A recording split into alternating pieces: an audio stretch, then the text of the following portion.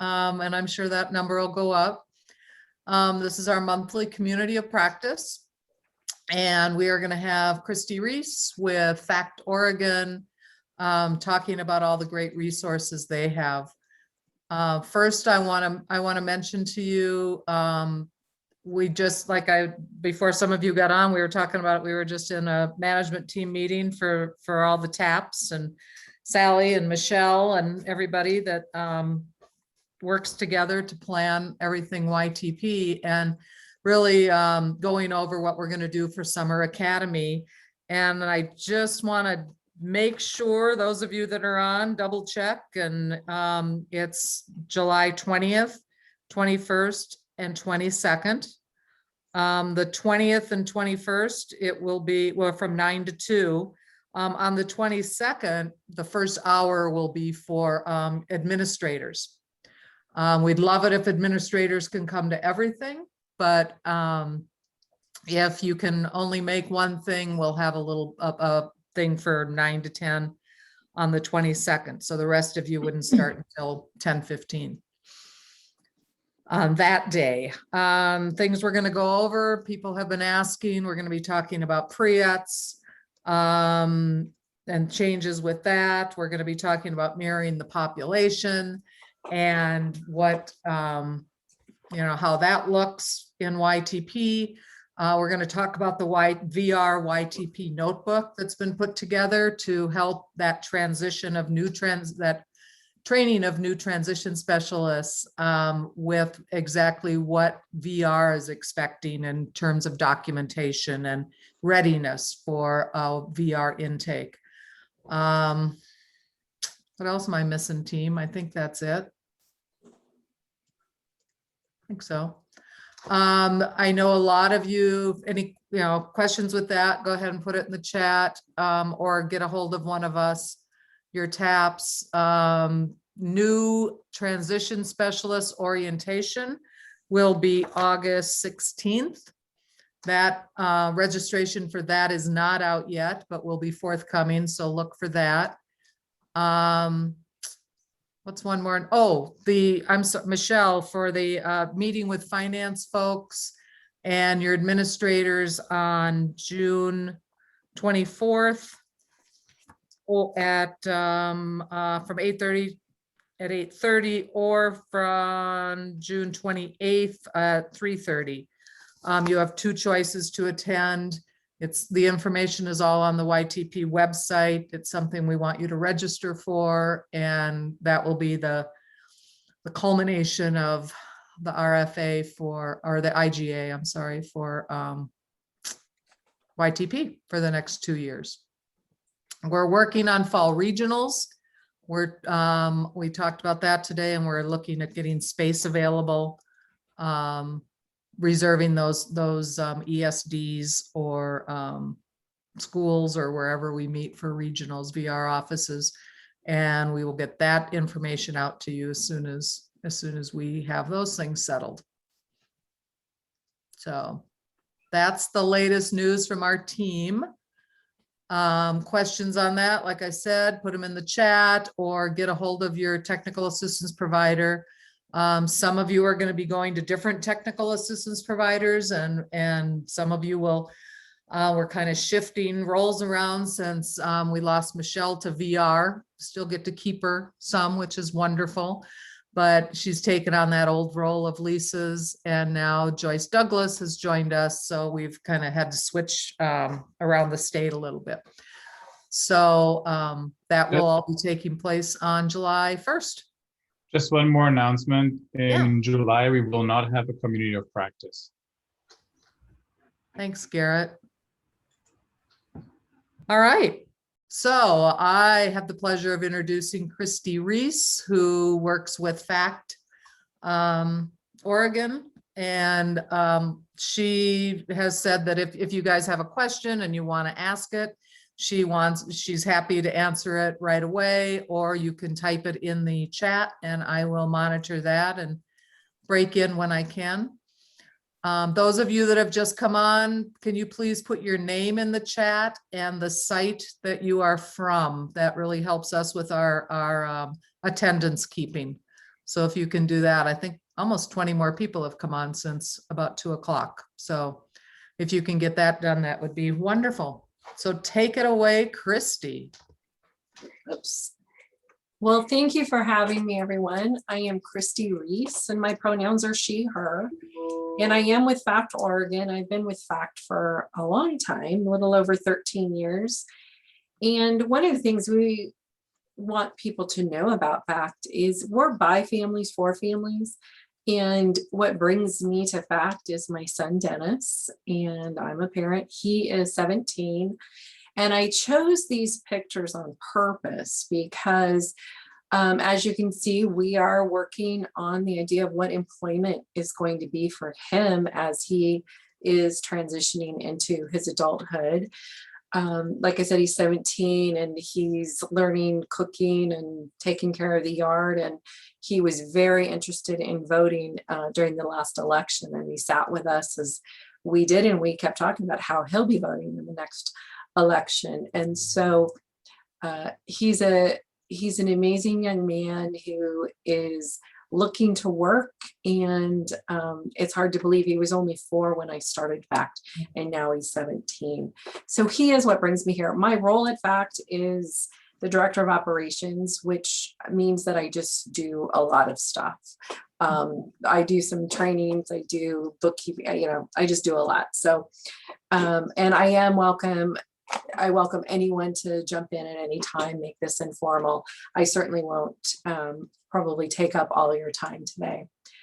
So FACT Oregon, I'm curious how many, maybe even for those I can see on the screen or maybe like a hand raise, how many of you know of FACT Oregon? Let's see, several, yeah, great.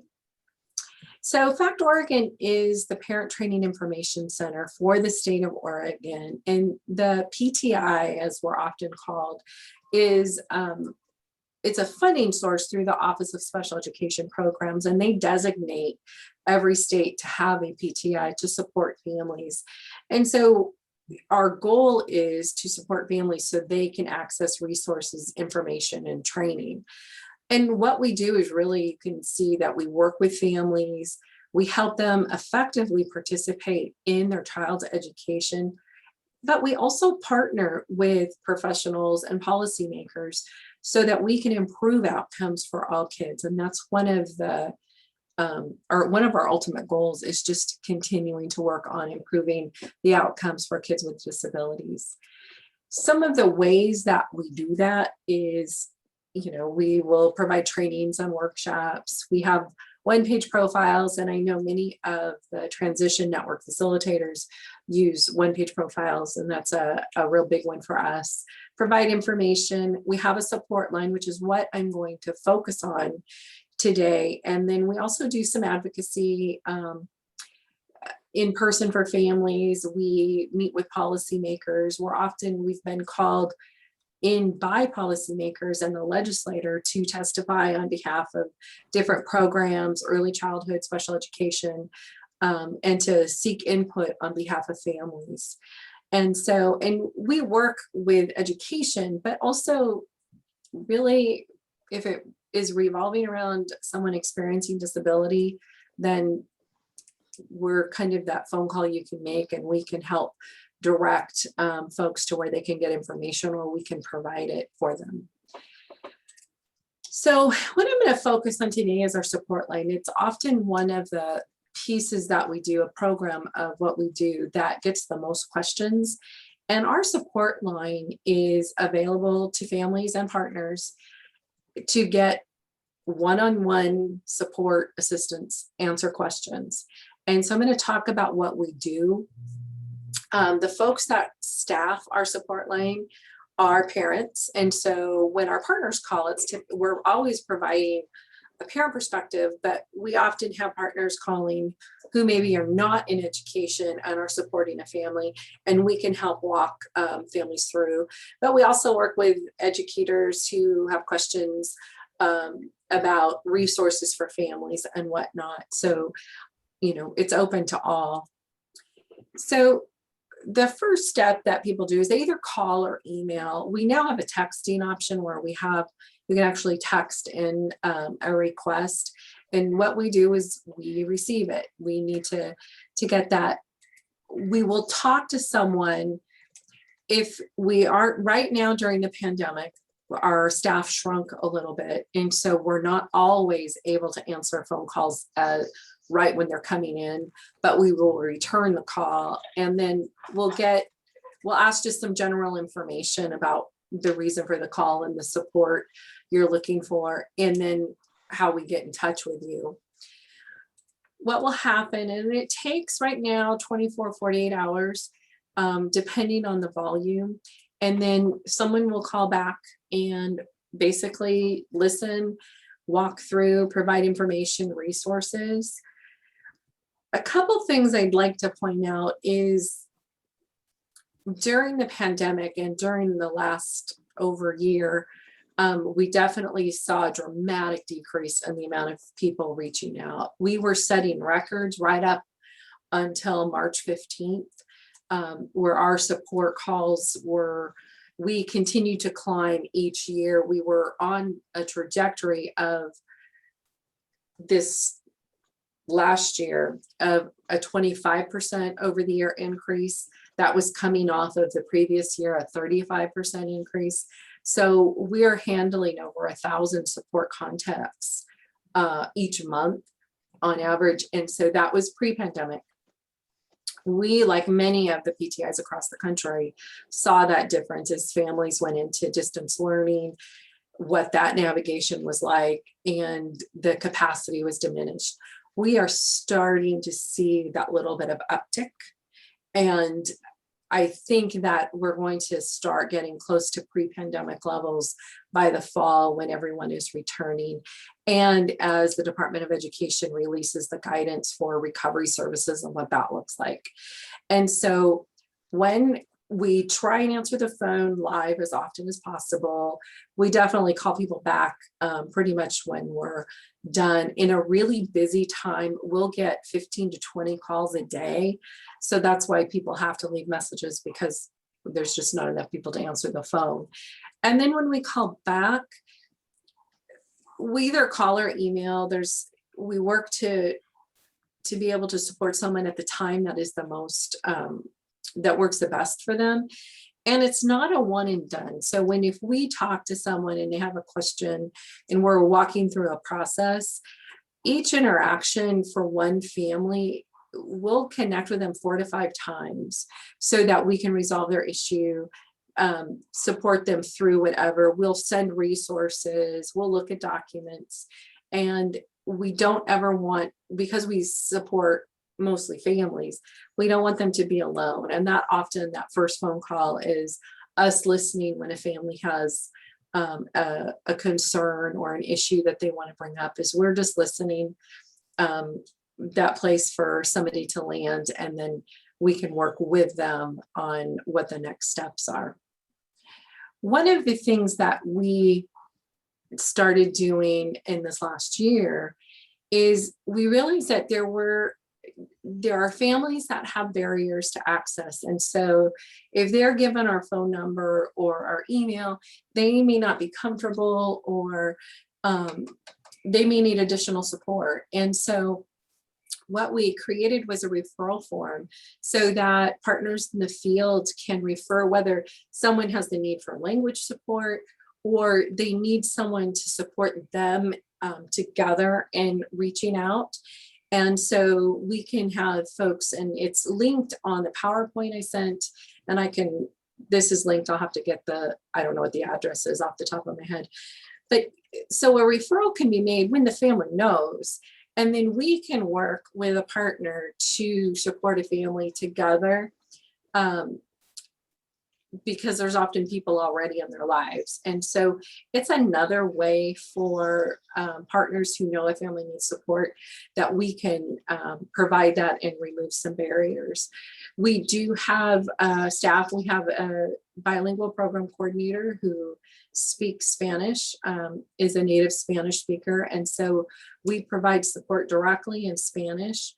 But we have many languages that we support, and we use a language line. So if someone is calling and needs support that doesn't speak English, then we determine the language, we use the language line, and often family to family, transcends language when we're parents to parents. And so we can support many families. All of our documents we are providing in English and Spanish. We have some in Russian and Vietnamese and are working on more.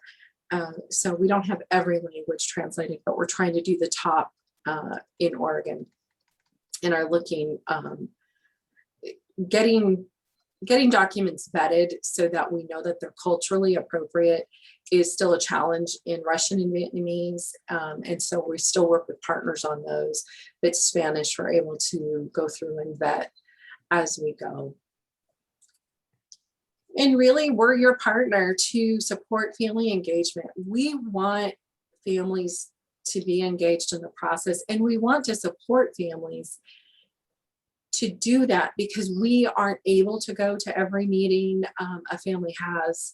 We're currently a staff of 10, and we hope to increase that maybe by the fall. But with over 80,000 students receiving special education services, there's no way we could go to every, so we want to partner. A few of the resources that we have available on our website is our special education toolkit. And this toolkit is really, it's very introductory. It really is the basics of special education. It takes you through a checklist if things are happening and a family isn't happy or a partner isn't sure what to do. There's a checklist of things that you can do. We have templates in English and Spanish.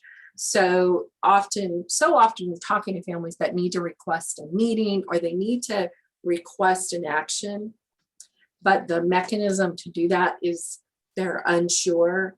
And so we have templates available that are just check boxes. So you can fill in a name, fill in a district, and then you know that you need to request a meeting and you can check that box. Or you want a copy of something, or you want to request evaluation.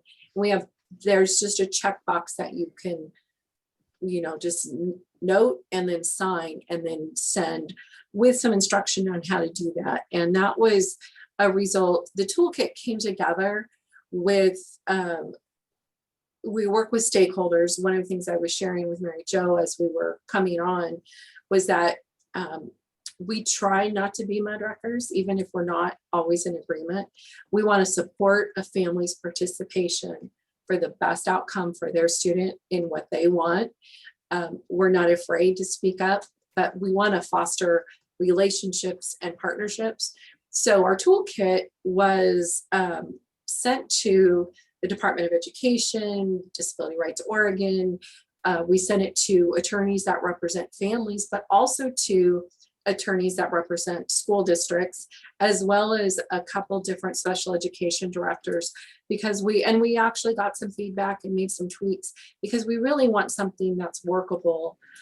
Because the bottom line was we know that family engagement can increase the outcome and if families are supported. And so this was one of the ways that we did it. And I was sharing that we are currently working on a complaint toolkit because there are times that families need to or believe they should be able to file a complaint, and the process can be very daunting. And so we're working on pulling a toolkit together, and then it's currently in the process of stakeholder vetting right now.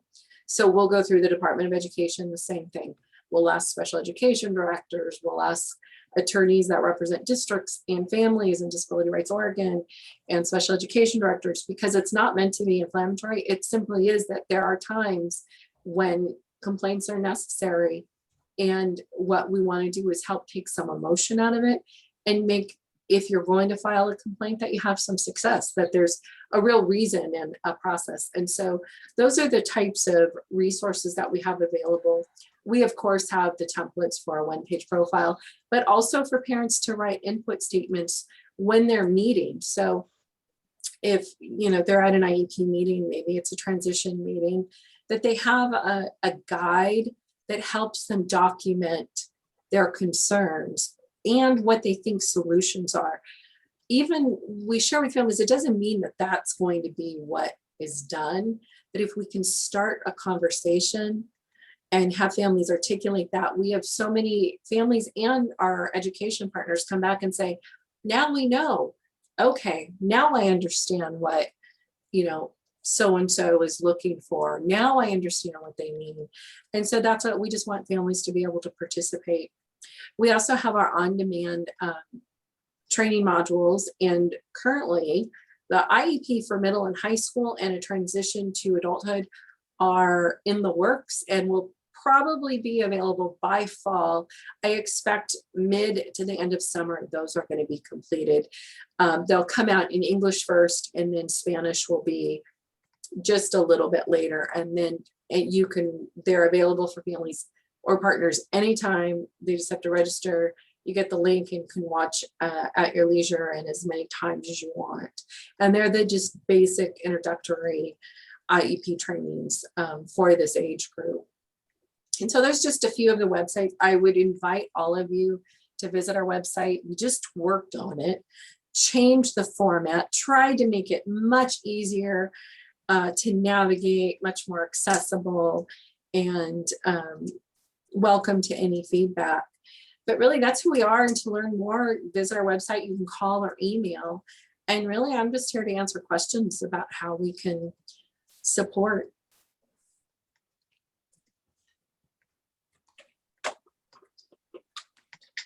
I don't have any questions in the chat right now.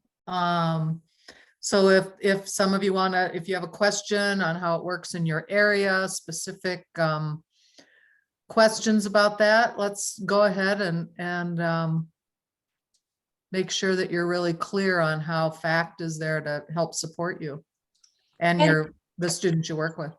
And any of our staff, no matter where they're located, support the state. So we can, I'm in Multnomah County, and I can support families in Eastern Oregon, Southern Oregon, and that's the same for all of our staff. And so we hope, as restrictions are being lifted, that maybe the second half of this next year, we might be able to start getting out in person. We'll have a couple regional learning summits, we'll be doing a virtual one, I believe in October, where we bring a day of trainings where we have a transition age track, school age and then early childhood. And this will be the first time we've done it virtually. We've typically been traveling to different remote areas of the state to provide just a one-day, bring everything for as many families as we can, and have found it to be very successful. And so our templates on our site, yeah, I say yes, I'm pretty sure. I'm gonna have to check. Yes, they should be. Everything, there's a brand new site and it should have all the templates. So we have a lot of examples as well for families who aren't really sure what to do. There's lots of examples of different ages on the website as well. Can you click on those, Christy, and kind of show those? Sure. Let me, I think, yeah, visual is nice. I'm gonna stop sharing that.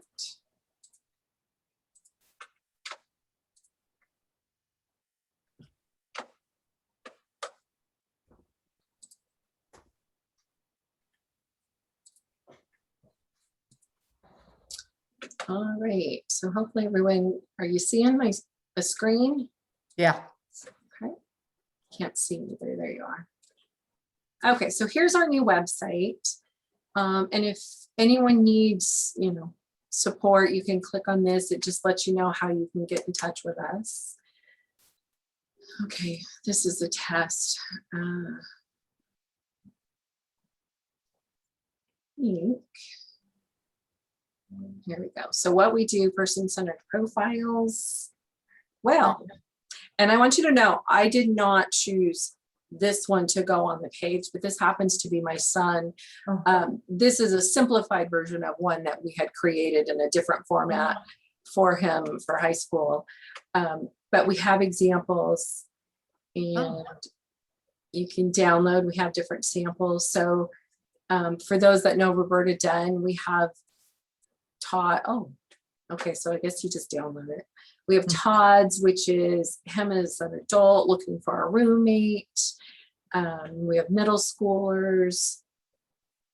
We have them in Spanish. We also some examples in Russian. Oh, I And love this. I mean, so you can, this is a great thing to kind of just sit with a student. and so, go but I through. will say the template is not there, so I am gonna have to ask about that. I thought we did, so I'll make myself a note. That was a good question, Sherry. That was, thank you very much. This is, we just debuted the new website about 3 weeks ago.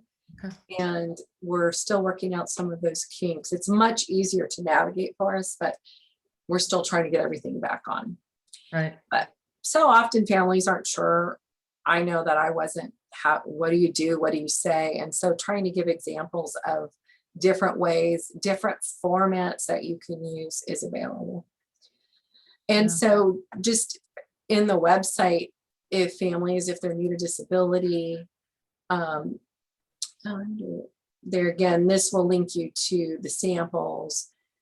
Our storybook is Birth to 5 outreach, but we're working on making it much more usable and to get folks. Our training and events calendar right now is empty because we're starting to look at what scheduling is, but we have nothing scheduled that we've populated yet. Yeah. And then resources linking to different things from COVID to just regular DD services or different educational services. That was a good question that I just saw. Can FACT help people applying for Social Security? So we don't do the process because we will, if people are applying, assuming that they're in developmental disability services, that's something that their services coordinator is actually there to do, but we can connect them with some information about the process. Several of our staff have transition age youth and have done it, and then we'll work with them to connect with their services coordinator for that. Yeah, and I think a lot of transition specialists, students have not gone through any of that process and need to start in high school or later sometimes. And, is it good for them to just, can they call you? I know that the TNFs, and you work closely, you said a little bit ago, with the TNFs and that all those resources that are out there. But to call you and say, who do I call? What do I do? Yes, and that is one of the things that our preparing for adulthood training that will be online really walks through. And we do our mid-high, so we changed our IEP training so that families in middle school could start thinking even about that transition, because so often we will be doing a transition type of training and be working with a family who has really big eyes and thinks, uh-oh. And so it's such a process that if we can engage families prior and get them ready. And so that's part of the work we do, absolutely, is, okay, here's the things to think about. Here's who you can call for support. And like I said, this is not actually doing a Social Security form. We can refer you to the resources and the person who can.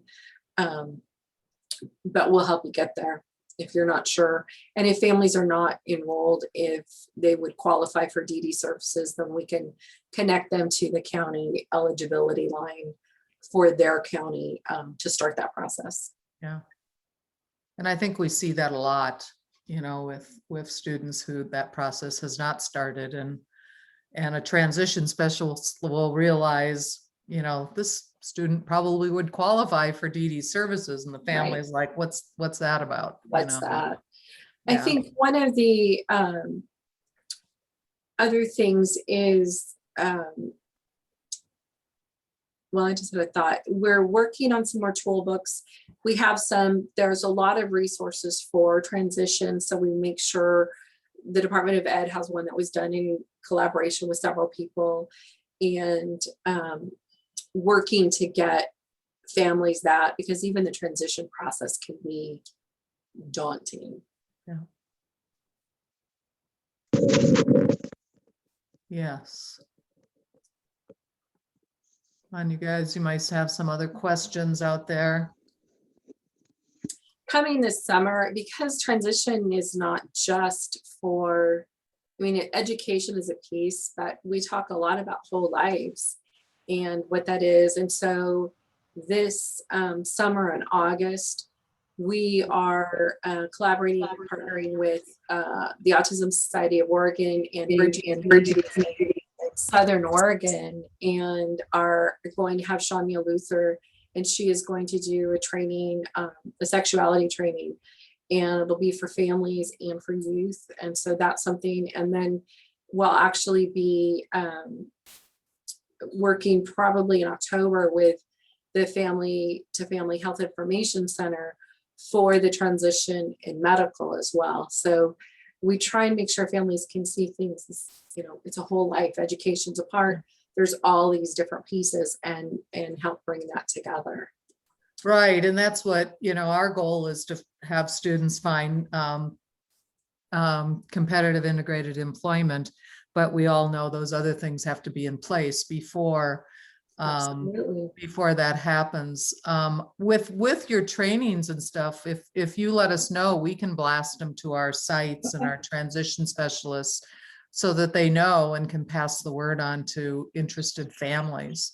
Okay, absolutely. Would be One of the great. things that we do is support families and challenge families and others when expectations are too low, that Mhm. everyone can work as an employment first state. We're very aware, and we talk about that and what that can look like. And I picked those pictures of my son, who we actually kind of have an idea of what he might want to do, but the exposure and the opportunity to try things, and we talk about what is having, you know, chores at home and how you can build and think it's possible. So, and we show examples. You know, we have staff who have their young adults who experience disability who work, and always about raising that bar and finding what works, though, and using the person.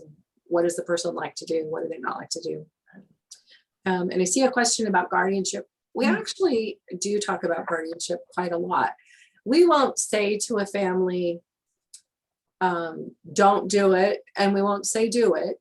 Can you, Christy, before you go on, can you kind of explain? I know we have a lot of new transition specialists. What does that even mean, guardianship? And Guardianship. why is that important? And what's the whole thing when a student turns 18? So it's the age of majority, and guardianship, you know, typically for someone with an intellectual or developmental disability, who and someone is stepping in and saying that this individual is not able to fully make their own decisions, and it takes rights away from the individual, and it puts it in the hands of the guardian.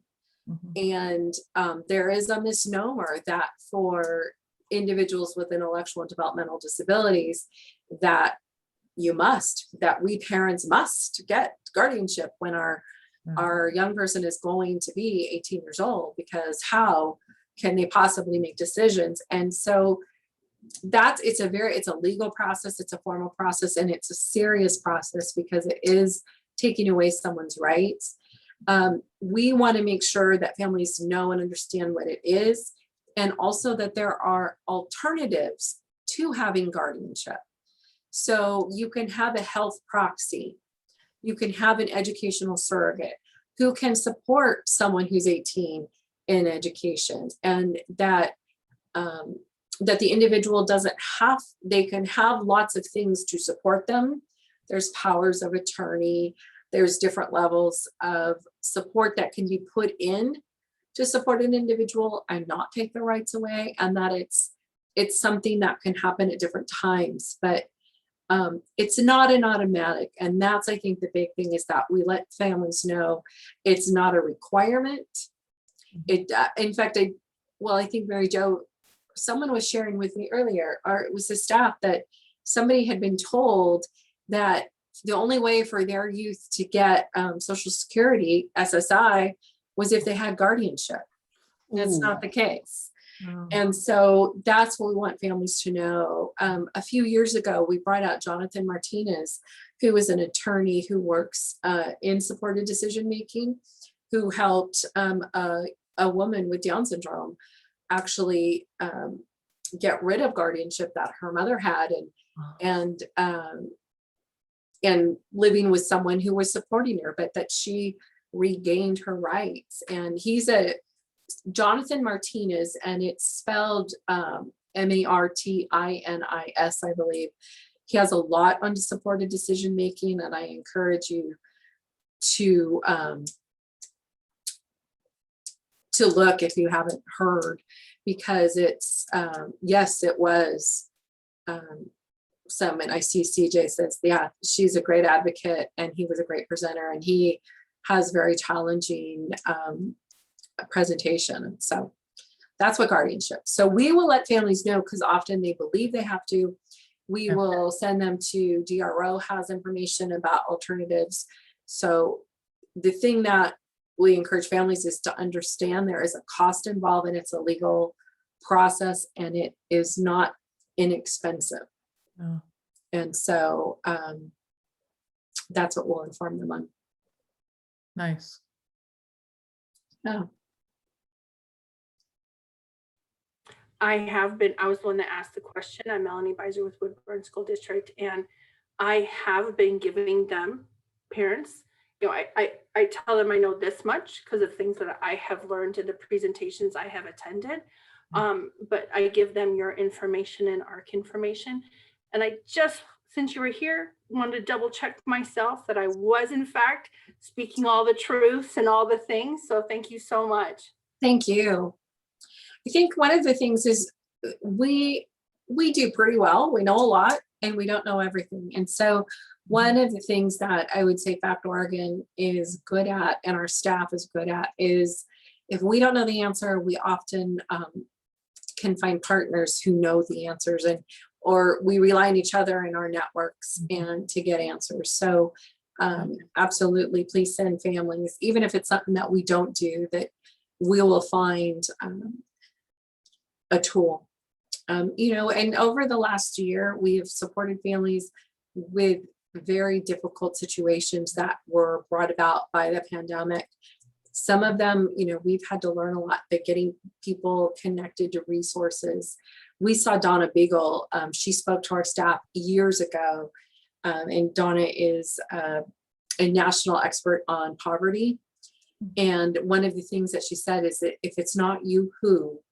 And so to have tools in your tool belt. And so that's what we do, is we work on those partnerships and connections, so that if it's not us, we can help you know where to go, and we're not just sending somebody all over the place. Yeah, and I can't speak to that enough, Christy, having been a transition specialist for a while, and just things change so much. Social Security, guardianship, requirements for this or that. And and I've had, now training transition specialists, onboarding new ones, it's like, how do I know all this information? And it's, you can't. And there's no way you can do your job and keep up with everything that's going on, all these regulations and everything. So that the biggest thing I see from this is knowing who to call. You guys have your TNFs who are amazing and know a lot of those resources. FACT, Lane County has Direction Service. They're a great resource. So, don't get in your head, there's so much to know, just know who to call. Absolutely.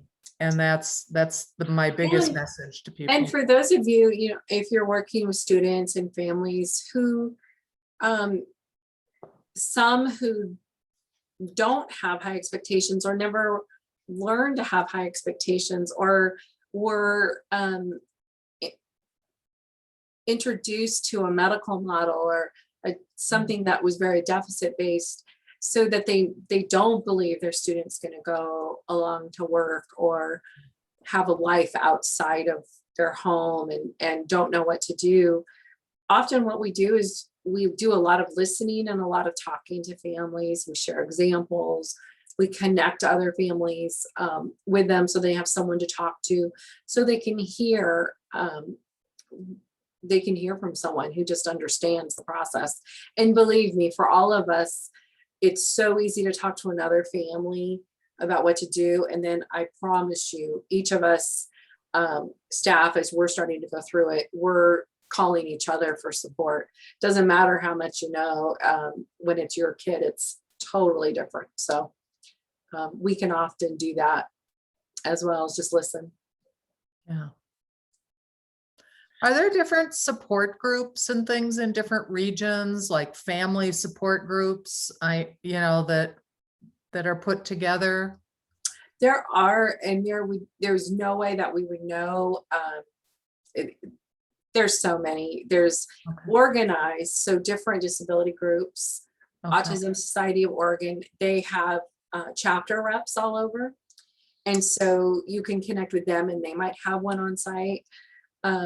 The family networks are not support groups, but often they're currently unfunded. The legislature may be approving funding, but they were regional and supporting families with intellectual and developmental disabilities navigate DD. And so provided that kind of support whole life. But often we'll be asked, and sometimes we know, but usually we'll connect with the partners in different areas or with who we know. A lot of families use social media, Facebook in particular, as a means of a support group. So there's probably still some that are kind of sit together and meet, but not as many as even when my son was young that I've seen. Okay, interesting. How about, I'm looking right here on my screen at Lane Ham right next to, right underneath me, with VR, connections with VR and anything with that relationship? Well, as you know, I'm on the State Rehabilitation Council, and we have worked with VR in the past. I think as we're coming along, I mean, we've definitely done things. There's a lot of focus for us in transition, and we're balancing that. But yeah, absolutely. And looking for partnerships, because that is one of the things that VR and the PTIs do, is work together. So much of what we do is around that transition to adulthood and talking about preparing for employment and what that means.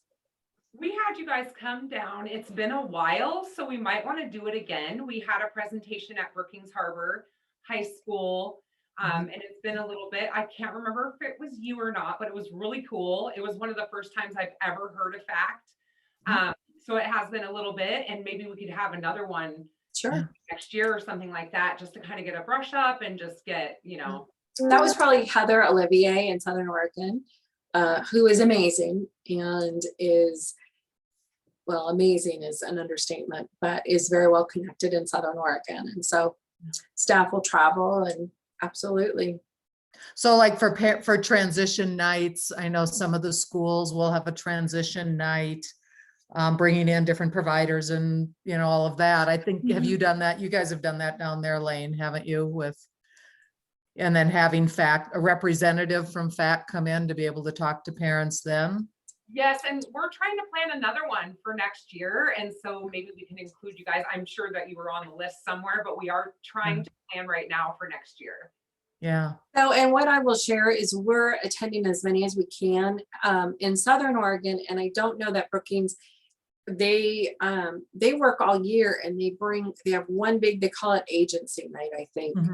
And they bring a bunch of people together at once, because there are 197 districts, and we can't go to 197 resource fairs. We do not have enough staff. And so we work on trying to bring people. If we do a regional learning summit, like I said, ours will be virtual this time, but when we go, we try and bring all of those local resources at the time. So districts and everything. So we try and facilitate that. And I think we'll be working to try and work in larger groups so that there can be more transition nights where we bring several schools or agencies together for one night rather than 25. Right. Yeah, and I know some like, I know Lane County does, has all the different districts that are in Lane County going to a certain one Right. and Southern Oregon does that too. So Everyone's been so creative in this last year. There's been a lot of virtual events. What we learned, we had something scheduled and we canceled, is that families are experiencing, and I would imagine like many people and educators, a bit of Zoom fatigue. And the idea of another meeting online with everything else. So we just kind of took a little break to give families, working on getting more on our website so it's on demand, and then we'll re-engage in the fall. great. Thanks, Lane, for letting me pick on you. Any other questions?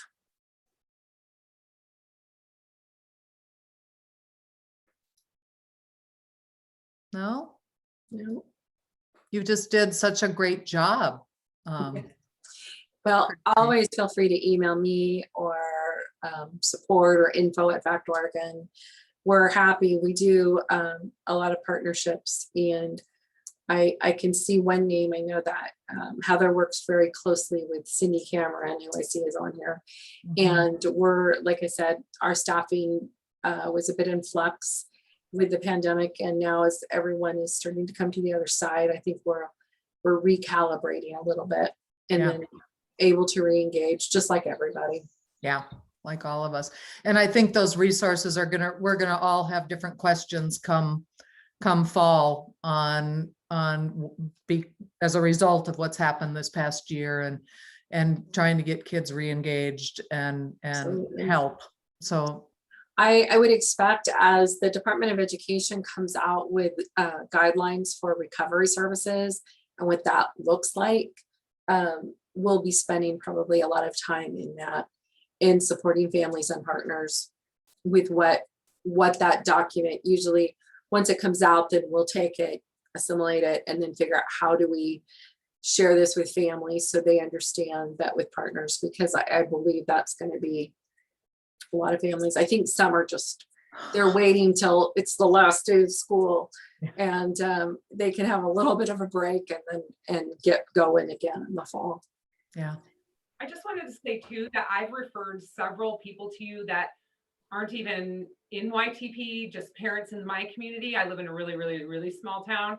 And so I referred a lot of folks to your website, and I always get good feedback from that. So I just wanted to Well, say thank you. Thank you. Yeah. And hopefully more now that it's a little easier to navigate. Thank you. We appreciate that. that's great. And I think oftentimes in the jobs as transition specialists, you hear about, other families, other siblings, other things, and you can be that person to help out. Our mission is to empower families in pursuing a whole life. And that is our ultimate goal, is that families know and understand that a whole life and whatever that means for the individual is what we want. Is, what do you want for your kid? What do they want? And how do we get there? And just look at what that is. And so that's what our mission is. And we do it with families. We do it in policy and advocacy. And that's the ultimate goal. And so that's what we want. I saw an online referral form. And so I am going to paste the link in the chat. Oh, great. And that absolutely we welcome. And we will get back to families as soon as we can. Just connection. And those of you that missed anything, this is recorded, like I said, and then the Christie's PowerPoint will be on there. If you have any other documents, Christy, that would be helpful for people, we can put those on our website too. Okay. And Absolutely. just let us know and want to be there. Well, and I thank you for having me. It's great to Yeah. connect with everyone. And, we look forward to partnerships and finding ways that we can work together to improve outcomes for all our kids. Great. Thank you. Thank you. Yeah. So, yeah, if you need Yes. more, Anything else? And then otherwise I will leave you all to the rest of your meeting. anybody else? Any other questions for Christy? Very approachable, very fun to work with, and Thanks. we'll help Well, you. you know where to find us. So Yeah. thank you so much for having me. I hope you all have a great summer. Thank you. Thanks, Christy. Appreciate it. Bye. Bye. So another question that came up in there before the rest of you go, somebody was asking about Summer Academy being recorded or being able to access it, and we aren't recording it. It's the way we're doing it is there's going to be different breakout rooms for different sessions and different discussion groups and stuff, so it would be really difficult to do. So I guess if you're not able to make it, let your technical assistance provider know that, and so that we can get that information, they can get that information to you if you're gonna miss. So Mary Jo, that was me, Judy. Yeah. We are doing our summer work program during that same week. Yeah, So we aren't able to attend.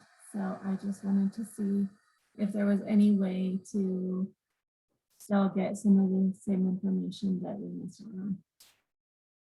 yeah. So you will have, who's your technical assistance provider, Judy? It was Garrett, but now it's Jesse. So you can work with him and he'll get that information. We understand that. I mean, it's trying to figure out, 3 days in the summer, and everybody has different working with students and job clubs and the RFA and all those different things that you're doing. That's why we really tried to get the dates out as early as possible. But we do understand that things happen. So Jesse will be able to get all that information to you. Any other questions while you have all of us here and at your beck and call to ask about anything?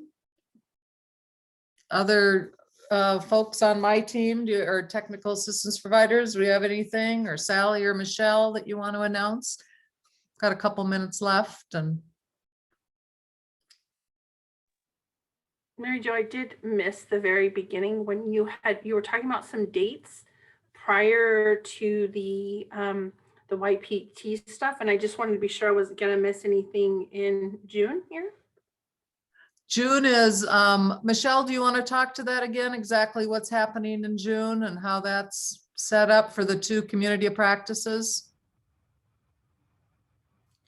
Not sure that Michelle's available, Mary Jo. Oh, okay. So there's community practice on the 21st, is that right? I'll have to look at my calendar. Oh, of June for the, 24th. I'm sorry, 24th and 28th. So that's a Thursday or a Monday, and that's for all YTP sites administrators and their business office with the invite to transition specialists to listen in, but it's talking about accountability for FTE and tracking of time and dollars in terms of the grant. So Michelle has a formula and a process to share with everybody, and she'll be working through that. And everybody's heard that, I think, at the negotiations from the past. So hopefully your business office helps you out with it. And as far as transition specialists, it's as little burden as possible. so here's if you go to the YTP homepage, this is the special community of practice, the 24th and the 28th, and or the 28th one's down here, sorry. And then the other information, those of you that are new, finding information, this front page, this news keeps, Garrett keeps it up to date, and like he said, there won't be one in July, August, boy. Thank you very much. I didn't know it was called the community of practice, and the FTE stuff was the same thing. So thank you Yeah. so much for clarifying. I think that's confusing because they're called community of practices, but typically we have this kind of a community of practice and now that's another one. So I get the confusion with it. So anything else? Well, I hope you guys, I know it's been a rough year. Thanks for sticking with it. Thanks for doing what you do with kids. A lot of you on here I know are new and welcome aboard. We just can't thank you enough for everything that you do. So we will we'll be talking with most of you all this summer and helping out where we can. Mary Jo, I do have a question. Yeah. Swift, is there any word on if that's ever going to come back? You know, again, that would be a Michelle question, Kia. And right now we don't know.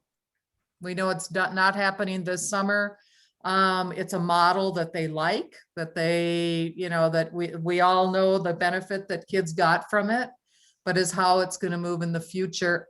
I don't know that. I don't know, Jesse or Garrett, Terry, Joyce, if you know anything different, but that's without Michelle here to give that final definitive word. But right now it's not going to happen this summer. Fingers crossed that it will in the future. Thank you. I think you covered it, Mary Jo. That's what I know. Okay. Yeah. Terry, camp lead stuff. Is there anything? Everything's full. You're muted.